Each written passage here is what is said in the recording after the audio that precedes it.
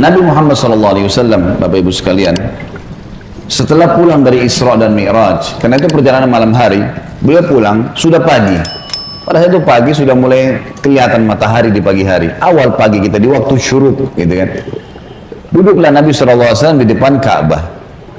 Duduk depan Ka'bah, merenungi kejadian semalam ini, kejadian yang spektakuler, yang luar biasa. Duduk Nabi SAW merenungi lewat Fir'aunnya umat ini, Abu Jahal. Ini orang julukannya di Mekah Abul Hakam, orang yang bijaksana gitu. Dan pada saat itu dia raja di Mekah. Tapi Nabi SAW suruh kita panggil dia siapa? Abu Jahal. Jahal ini super goblok. Bukan cuma goblok, super goblok. Luar biasa. Kenapa dikatakan begitu? Orang Mekah bilang Abu Hakam, dia dikatakan Abu Jahal. Karena Abu Jahal ini sama Abu Sufyan itu setiap malam dengar Al-Quran yang Nabi baca di rumah Nabi SAW. Setiap malam datang dengar, mereka diam-diam. Misalnya ini tempat tisu, ini rumah Nabi SAW, nanti Abu Jahal di sini, Abu Sufyan di sini, ada satu lagi temannya di belakang. Jadi mereka nggak saling tahu nih. Sampai pagi mereka dengar tuh ayat Al-Quran. Waktu mereka pulang, ketemu tiga-tiga. Lo saling tanya, kenapa kalian sini? Kenapa kalian sini? Kenapa kamu sini? Kenapa kamu sini? Oh, kami dengarkan, saya dengarkan ayatnya yang Muhammad baca. Kata Abu Jahal, kita janjian, nggak boleh terulang. Kalau masyarakat Mekah tahu kita dengar apa yang Muhammad baca, nanti beriman semua nih. Sepakat ya, sepakat, nggak ada yang hilangi. Besok malam datang lagi tiga-tiganya. Karena mereka satu sama yang lain menyangka temannya nggak bakal datang. Penasarannya, ketemu lagi pagi, sepakat lagi, jangan ulangi ya. Hari ketiga ulangi lagi, datang lagi tiga-tiganya. Ini kejadian nyata dalam sebuah riwayat Bukhari disebutkan itu. Maka tiba-tiba saja setelah itu, saya lupa namanya satu orang tokoh Quraisy itu yang bilang sama Abu Sufyan, wahai Abu Sufyan, bagaimana pendapatmu apa yang kau dengar dari Muhammad? Kata Abu Sufyan, yang saya tangkap, ini kita bukan anak-anak nih. Ini apa yang kita dengar 3 hari kita janjian tidak datang, tapi kita datang terus karena penasaran. Ini pasti ada sesuatu. Bagaimana pendapatmu? Kata Abu Sufyan, ada yang saya mengerti dan punya makna yang tinggi, bagus. Ada yang saya tidak mengerti, tapi saya yakin itu kebenaran. Kata yang satu ini, saya juga begitu. Saya yakin nih kebenaran. Kita tanya Abu Hakam, datangi rumahnya Abu Jahal. Oh ya Abu Hakam, apa pendapatmu yang kau dengar 3 hari dari Muhammad? Apa Abu Jahal bilang apa? Demi Allah, kan orang Mekah pakai kata demi Allah. Mereka tahu, mereka ikuti ajaran Nabi Ibrahim AS. Cuma mereka musyrik. Mereka datangkan berhala, dijadikan perantara dengan Allah. Allah nggak mau tuh, gitu kan? Maka dia bilang, demi Allah saya tahu Muhammad benar. Kata dia. Loh, kata Abu Sufyan, lalu kenapa kau tidak beriman? Kamu raja kami, kalau kau beriman, ini satu Mekah beriman semua nih. Apa kata dia? Ini fanatisme, kebodohan nih. Ini sebab julukan Abu Jahal keluar. Dia bilang, dari dulu sukunya Muhammad sama suku aku bersaing di Mekah. Mereka berikan makan minum jemaah haji, kami juga berikan makan minum jemaah haji. Mereka buat pasukan untuk membela Mekah, kami juga buat pasukan membela Mekah. Pokoknya apa yang mereka buat, kami buat. Sehari buat mereka, sehari buat kami. Jadi bersaing terus. Sekarang dari sukunya Muhammad keluar Nabi, sukuku tidak ada nabinya. Kalau aku beriman berarti sukuku kalah. Hanya itu, fanatisme kebodohan gitu. Dia bilang, maka itu saya tidak akan beriman sama Muhammad. Gara-gara perkataan dia itu, Abu Sufyan dan ini juga ikut-ikutan nih. Satu Mekah semua nggak mau. Tentu Abu Sufyan nanti akhirnya masuk Islam setelah masuk kota Mekah. Tapi pada saat itu tidak mau juga. Baiklah. Ini sebab julukan keluar Abu Jahal. Lewat nih Abu Jahal nih. Lalu dia lihat Nabi SAW lagi merenungi, kayak ada sesuatu lagi difikirin. Dia bilang, wahai Muhammad, kalau bahasa kita ginilah, bahasa sederhana riwayat itu, kenapa kau melongo-longo seperti itu? Kok kamu kayak orang bingung, ada apa? Nabi SAW dengan polosnya ceritain, semalam, ini yang diceritain kepada Abu Jahal nih. Ini yang paling benci sama Islam. Kata Nabi SAW, semalam datang kepada saya malaikat bernama Jibril. Jibril datang membawa burak. Burak itu kuda bersayap. Ini kuda bersayap sampai hari kiamat tidak ada nih kalau di kehidupan kita. Zaman itu, sekarang saja orang tidak percaya kalau ada kuda bersayap gitu kan. Apalagi zaman kuda bersayap, terbang. Saya naik di atasnya terbang. Dimanapun matanya lihat sebuah tempat, kakinya sudah di sana. Lalu saya tiba di Palestina. Turun di Masjid Aqsa, saya sholat. Saya imami para nabi-nabi. Nabi-nabi ini 120.000 orang. Bagaimana bisa? Allahu a'lam. Nabi sampaikan, saya imam. Lalu kemudian saya naik di atas burak, saya mi'raj ke langit. Di langit pertama ketemu dengan Adam, langit kedua ketemu dengan Nabi yang bersaudara sepupu, Isa dan Yahya. Langit ketiga ketemu dengan Idris, langit keempat ketemu dengan Yusuf, langit kelima ketemu dengan Harun, keenam Musa, ketujuh Ibrahim alaihissalam. Tentu kisah Isra Mi'raj panjang ya, karena perjalanan antara Mekah ke Palestina itu selama perjalanan Nabi SAW diperlihatkan tentang jenis-jenis azab kubur. Saya nggak ceritain di sini. Yang jelas Nabi SAW ceritain semua tuh, apapun yang terjadi. Saya ringkaskan saja. Kemudian waktu Mi'raj ke langit, Nabi SAW ketemu dengan Nabi-Nabi lalu ngobrol. Sempat ngobrol sama Adam, ngobrol sama Yahya dan Isa, ngobrol sama Yusuf, sama Idris, sama Harun, sama Musa, sama Ibrahim alaihissalam. Tapi yang masyhur riwayat adalah Nabi SAW banyak berbicara dengan Musa. Pada saat selama menerima waktu 50 waktu sholat, beliau turun di langit ke-7, Ibrahim tidak ngomong, langit ke-6 Musa tahan. Lalu bertanya, berapa yang diperintahkan umatmu hai Muhammad? Berapa yang Allah perintahkan? Kata Nabi SAW 50 waktu sholat. Minta keringanan, umatmu tidak bisa. Lalu kemudian Nabi SAW kembali, minta diringankan 5, jadi sisa 45. Ditahan lagi sama Musa. Musa berkata, berapa hai Muhammad? Kata Nabi SAW 45. Masih berat, minta ringankan. Terus saja Musa AS menahan Nabi SAW 5 sampai sisa 5 nih. Yang kayak kita kerjain sekarang.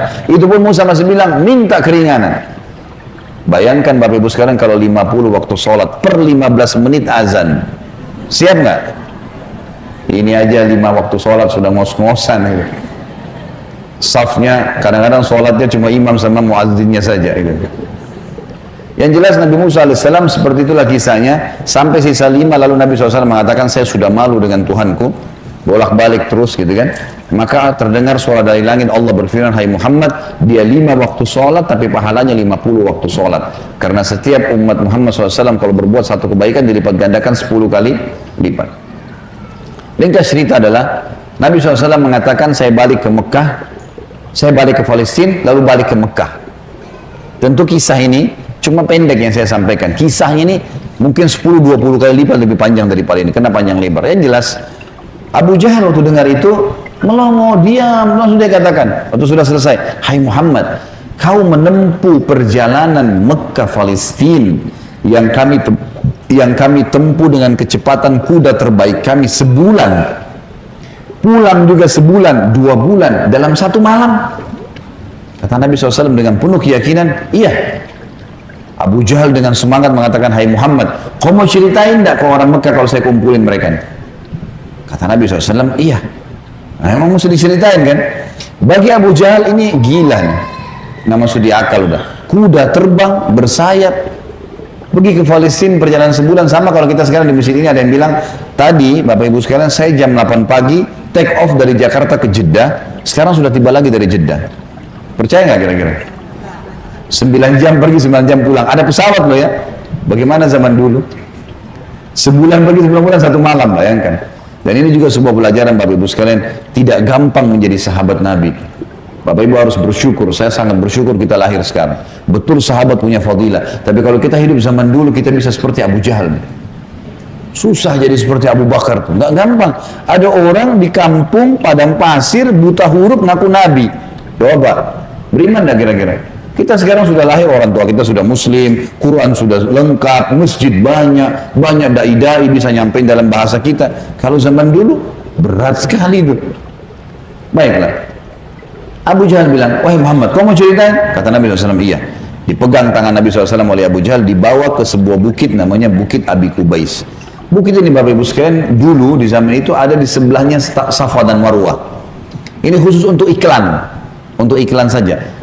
Orang naik ke atasnya, dan yang boleh naik cuma budak. Ada satu budak ditugasin, dia cuma dia. Yang lain nggak boleh naik. Kalau naik dipenggal nih, nggak boleh. Ini khusus berita penting. Seperti kalau ada yang mau serang Mekah, atau ada kepala suku yang mati, ada anak kepala suku yang lahir, seperti itulah. Abu Jahal naik ke atas Bukit Abi Kubais bersama Nabi SAW. Waktu orang-orang lihat ada 2 orang. Pertama kali dalam sejarah Mekah, Bukit Abi Kubais dinaiki oleh 2 orang. Dan mereka kaget, di atasnya raja mereka Abu Jahal. Dan yang satu adalah Nabi Muhammad SAW, orang terpercayanya Mekah. Ini ada apa nih? Maka orang-orang kafir kumpul karena Abu Jahal. Orang-orang beriman kumpul karena Nabi Muhammad SAW. Waktu mereka sudah kumpul, Abu Jahal bilang, wahai masyarakat Mekah, dengarkan baik-baik apa yang Muhammad mau sampaikan. Ini kalau Abu Jahal niatnya baik, mau nyampein dakwah, luar biasa pahalanya kalau dia masuk Islam. Masalahnya tidak, dia mau mempermalukan Nabi SAW. Niatnya itu. Maka dia bilang, silakan hai Muhammad. Nabi SAW ceritakan dengan polosnya. Datang Jibril, burak, kuda terbang, Palestina, sholat, dan sampai selesai. Lengkap, panjang lebar. Allahu alam berapa jam waktu itu. Biarlah disampaikan. Sampai selesai semua, apa yang terjadi? Orang-orang Mekah yang kafir, Bapak Ibu sekalian, bertambah kufur. Ini Muhammad gila nih. Mekah, Palestina, pulang pergi 2 bulan, 1 malam. 1 malam, dan ini bukan 1 malam, setengah malam, gitu kan. Pulang pergi. Ini nggak masuk di akal. Ini baru ke sana saja nggak percaya. Apalagi naik ke langit, ketemu, ya udah panjang ceritanya. Belum lagi cerita tentang surga dan neraka, diperlihatkan adab-adab kubur. Tapi ya sudah. Waktu itu yang sudah beriman pun di kalangan sahabat, benar nggak ya? Tapi ini Nabi, nggak mungkin salah. Mereka sempat bimbang. Abu Jahal turun dari bukit Abi Kubais sambil ketawa, senyum. Sambil dia ngomong, ada sahabat rupanya yang ikutin. Tahu nih Abu Jahal tadi yang ajak Nabi nih, diikutin. Dia bilang, sekarang agamanya Muhammad sudah habis. Dia pergi ke Darun Nadwa, tempat kumpulnya orang-orang Quraisy, lalu dia teriak. Dia bilang, hai Quraisy, berita gembira. Apa itu Abu Hakam? Agamanya Muhammad sudah habis. Udah nggak ada lagi agamanya. Kata mereka, memang kenapa? Apa kata Abu Jahal? Muhammad mengarang cerita dusta. Katanya begini. Abu Jahal ini tidak sadar sedang nyebarin berita apa? Isra dan Mi'raj. Dia lengkap, dia sampaikan ke orang semua nih. Datang malaikat namanya Jibril, datang burak, terbang ini, semua lengkap. Adab-adab kuburnya disebutin sama dia. Semua lengkap disebarin. Lalu orang-orang Quraisy diam semua. Mau bilang apa nih rajanya, dan mereka juga memang masih belum beriman kepada Nabi SAW. Lalu kata Abu Jahal, ada satu orang. Satu orang ini, kalau kalian berhasil menggoyahkan keyakinannya, habis benar agamanya Muhammad. Kata mereka, siapa itu? Kata Abu Jahal, Abu Bakar. Cari Abu Bakar. Abu Bakar ini Bapak Ibu sekalian, cirinya beliau radhiyallahu anhu, itu badannya kurus. Ya. Saking kurusnya kalau pakai sarung melorot terus. Baik, radhiyallahu anhu. Tapi yang perlu digarisbawahi, Islam bukan melihat kekarnya fisik, tapi kekarnya iman dalam hati. Allah bilang Allah bilang halal, Allah bilang haram. Perintah dikerjakan, larangan ditinggalkan. Itu konsep dasarnya, gitu kan. Abu Bakar ini ditahu tentang masalah keyakinannya sampai apa kata Nabi SAW. Lahuzina iman Abi Bakar fi kiffah. Wa uzina iman hadil ummah fi kiffah la rajah iman Abi Bakar. Kalau keyakinannya dan imannya Abu Bakar ditimbang di satu timbangan, dan keyakinannya serta keimannya seluruh umat ini, semua sahabat, semua tabi'in, semua yang sudah mati, yang masih hidup dan yang belum lahir, semua kita di sini juga termasuk, ditimbang iman kita semua dibandingkan Abu Bakar, yang satu timbangan pasti lebih berat keyakinannya Abu Bakar. Kata Abdullah bin Mas'ud, sahabat Nabi radhiyallahu anhu yang mulia dengan ibadahnya yang luar biasa, kami tidak ada bedanya dengan Abu Bakar dari sisi ibadah. Karena Abu Bakar sholat, kami sholat. Abu Bakar puasa, kami puasa. Abu Bakar sedekah, kami sedekah. Abu Bakar ya jihad, kami jihad. Tapi kami tidak bisa menyaingi Abu Bakar dari sisi keyakinannya. Mustahil. Kalau Rasulullah sudah bilang kerjakan apapun konsekuensinya. Mau wajib, mau sunnah, nggak ada toleransi, nggak ada keraguan. Yang haram, nggak ada lagi. Haram, nggak ada ceritanya. Seperti itulah konsepnya. Jadi sangat luar biasa. Yang jelas Bapak Ibu sekalian, mereka bilang cari Abu Bakar. Dan juga ada hadis supaya saya tidak lupa ya, kata Nabi SAW, tidak ada seseorang yang menginjakkan telapak kakinya di muka bumi setelah para nabi-nabi yang paling afdal lebih daripada Abu Bakar. Jadi setelah Nabi langsung dia radhiyallahu anhu, jadi orang yang sangat luar biasa. Datanglah orang-orang Quraisy ini ke kebunnya Abu Bakar, di kebun kurma di pinggir kota Madinah, dan orang sahabat-sahabat tadi ini pada ikut gitu kan. Sampai di kebunnya Abu Bakar, Abu Jahal teriak-teriak, wahai Abu Bakar, keluarlah, Abu Bakar keluar. Abu Bakar keluar, kaget Abu Bakar. Belum pernah dalam sejarah hidupnya Abu Bakar itu, tokoh-tokoh Quraisy, kepala-kepala suku datang ke kebunnya. Untuk apa? Dan belum pernah dalam sejarah Mekah orang beriman sama orang kafir jalan sama-sama. Maka Abu Bakar bilang, ada apa wahai Abu Jahal? Dia bilang, sahabat Muhammad gila. Masa dia cerita rekayasa bohong, cerita bohong begini. Abu Bakar ini belum dengar dari Nabi. Abu Jahal yang jelasin. Begini, panjang lebar sampai selesai. Sampai kembali lagi ke Mekah. Abu Bakar sudah tahu nih, apa tujuannya Abu Jahal. Kalau dia mau beriman, dia sudah beriman sama Nabi. Tapi datang sini mau ngacoin. Kata Abu Bakar ada dua riwayat. Riwayat yang pertama, wahai Quraisy, bukan cuma Abu Jahal, wahai Quraisy, Muhammad mengaku turun wahyu dari langit ke rumahnya. Dan saya percaya. Apa bedanya dengan dia kalau naik ke langit? Sama saja. Tidak akan menggoyahkan saya. Riwayat yang kedua yang unik nih. Dia mengatakan, wahai Quraisy, ketahuilah, kalau depan mata saya ada tembok warnanya putih, jelas putih. Muhammad bilang tidak Abu Bakar, itu hitam. Saya akan bohongkan mata saya dan saya bilang hitam. Luar biasa. Mau digoyahkan bagaimana nih? Tembok putih? Enggak, salah Abu Bakar. Oh iya, salah. Matanya salah. Bayangin tuh. Apa kira-kira bisa menggoyahkan keyakinan seperti ini? Luar biasa. Pokoknya Allah Rasulnya bilang selesai, nggak ada toleransi. Sudah selesai, semua dikerjain. Biar seluruhnya benci. Tembok warna putih, Muhammad bilang hitam, saya bilang iya, mata saya salah, hitam berarti. Abu Jahal dan orang Quraisy diam. Ini nggak bisa lagi digoyahkan. Abu Bakar radhiyallahu anhu tahu ada masalah nih. Dia tanya orang sahabat-sahabat, di mana Rasulullah SAW? Kata mereka di Bukit Abi Kubais tuh, dikerumuni orang. Abu Bakar ke sana. Pasti dari sana dari jauh Abu Bakar teriak, ya Rasulullah, suara keras sengaja. Orang waktu dengar orang teriak, semua bubar-bubar kasih jalan. Seperti kalau di masjid ada yang teriak dari belakang panggil saya, mungkin Bapak Ibu akan lihat ke arahnya. Suaranya keras sengaja. Nabi SAW lihat yang datang, Abu Bakar senyum, udah tahu siapa yang datang. Ini tokohnya umat nih, luar biasa. Jadi dia bisa membalik Bapak Ibu sekalian Abu Bakar dengan hikmah Allah. Satu Mekah yang ragu tadi, yang kafir dan yang beriman pun tentang Isra Mi'raj ini kembali semuanya percaya kalau itu terjadi. Dia bisa membalik itu dengan hikmah Allah. Ini kisahnya begitu. Abu Bakar lalu mengatakan, ya Rasulullah, dengan suara keras, Abu Jahal datang ke kebun saya dan berkata, kalau anda menceritakan begini, diceritain semua sambil jalan sambil ngobrol nih, sambil bicara. Jadi orang pada makin nyebar nih berita Isra Mi'raj. Ternyata Abu Bakar sudah dengar sampai selesai. Pas tiba naik di Bukit Abi Kubais sebelah Nabi SAW, Abu Bakar teriak dengan suara keras, benarkah ya Rasulullah? Ini pertanyaannya. Dan di sini Abu Bakar tadi di kebunnya ingin meredam kekufurannya orang-orang kafir. Sudah berhenti gara-gara tembok putih jadi hitam tadi. Kemudian dia sekarang ingin mengembalikan imannya para sahabat yang sudah kendor nih. Waktu Nabi SAW sudah dekat dengan beliau, lalu dia mengatakan, benar kayak Rasulullah? Kata Nabi SAW, benar wahai Abu Bakar. Abu Bakar teriak dengan suara keras, anda pasti benar. Kalimat anda pasti benar membuat sahabat semua, iya ya, ini Rasulullah. Kok nggak mungkin salah? Kembali iman mereka lagi semuanya, gitu kan? Lalu Abu Bakar ingin membuat satu Mekah yakin Isra Mi'raj. Apa yang dia lakukan? Dia bilang, ya Rasulullah, saya mau minta satu hal bisa? Kata Nabi SAW, silahkan Abu Bakar.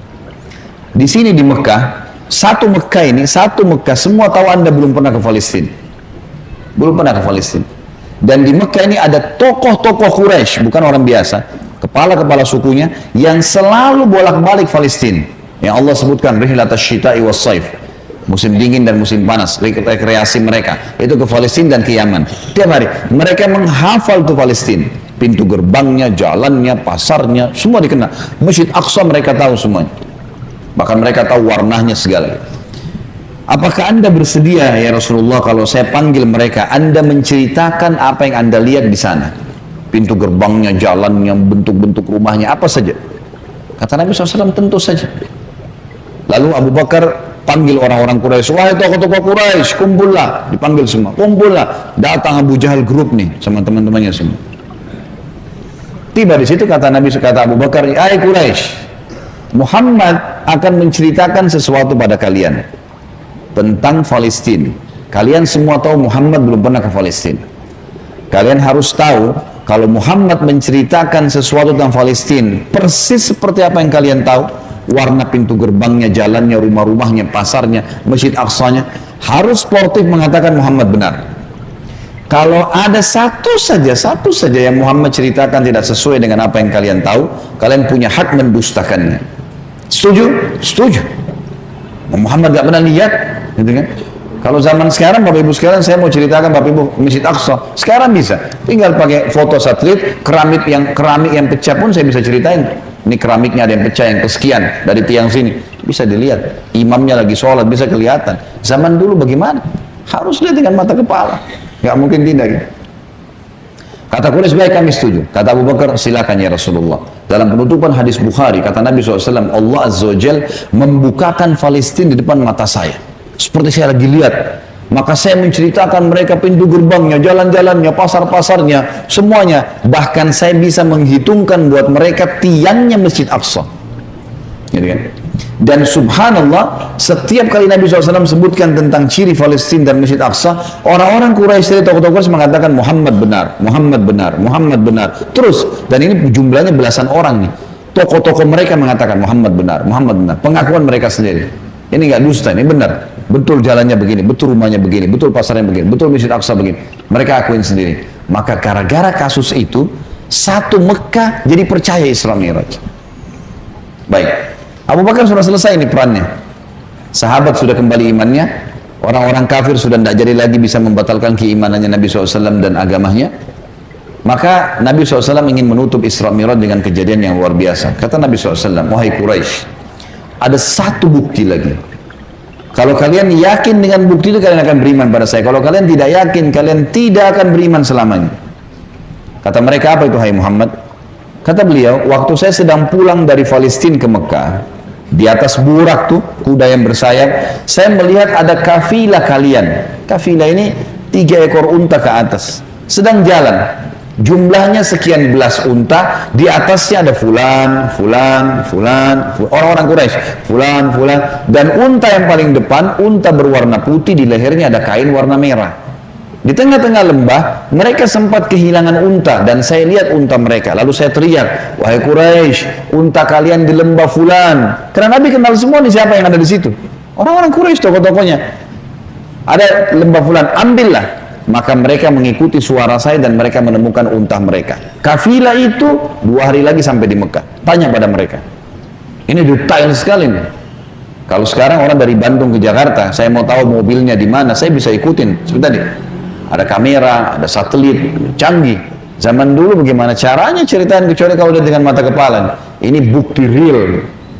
Setelah 2 hari Bapak Ibu sekalian, satu kota Mekah, perempuannya, laki-lakinya, orang tua, anak-anak yang kafir, yang beriman, semua kumpul di pintu gerbang Mekah, namanya pintu Bani Syaibah, suku Syaibah. Mereka kumpul semua, mereka nunggu nih, benar tidak di kafilah nih? Itu sudah heboh satu Mekah nih. Subhanallah, menjelang waktu duhur, lewat betul tuh kafilah. Persis seperti yang Nabi ceritain. Jumlah untanya, nama orang-orangnya, unta paling depan warna putih, di lehernya ada kain merah. Karena penasaran, orang-orang Quraisy di Mekah ini bilang, hai Quraisy dari kafilah, kalian dari mana? Kata mereka, kami dari Palestina. Lalu bertanya lagi orang Mekah nih, apakah kalian sempat kehilangan unta di tengah jalan? Mereka bilang iya. Lalu apa yang kalian lakukan? Pertanyaan bertubi-tubi. Kami mendengarkan suara entah dari mana mengatakan, wahai Quraisy, unta kalian di lembah fulan. Kami ikuti, kami dapat unta kami. Sekarang orang-orang Quraisy di kafilah penasaran, wahai Quraisy Mekah, dari mana kalian tahu nih? Belum satu orang pun di antara kami masuk ke Mekah. Belum ada gosip nih, kok bisa sudah sampai? Belum ada masuk nih. Mereka sepakat mengatakan dari Muhammad. Semua orang mengatakan dari Muhammad. Semenjak itu semuanya percaya Isra Mi'raj terjadi. Ini tanda-tanda yang luar biasa. Makanya Allah turunkan surah nomor 17 khusus namanya surah Al-Isra, menceritakan masalah itu, sebuah keajaiban yang luar biasa, mukjizat Nabi Muhammad sallallahu alaihi wasallam.